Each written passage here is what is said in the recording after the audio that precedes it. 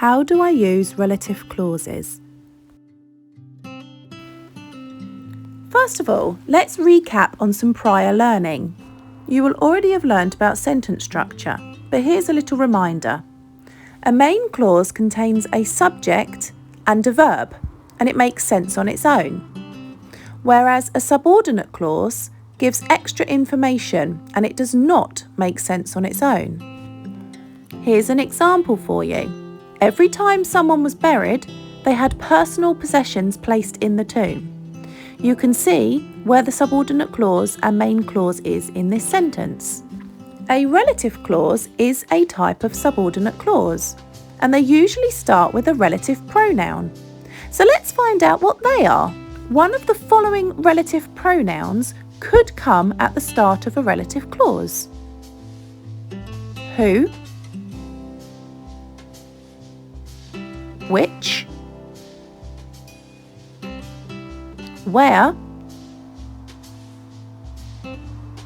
When? Whose? Or that. Now let's have a look at some of those being used within a sentence. King Tutankhamun, who was buried in the Valley of Kings, was buried with personal possessions.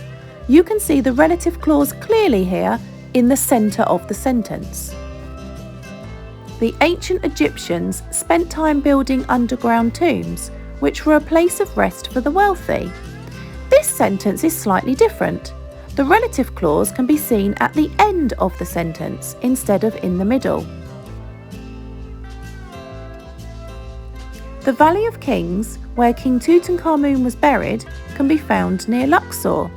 Can you spot the relative pronoun here? Of course, it's where.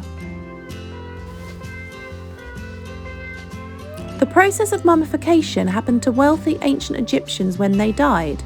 Can you see the relative pronoun here? Of course, it's when.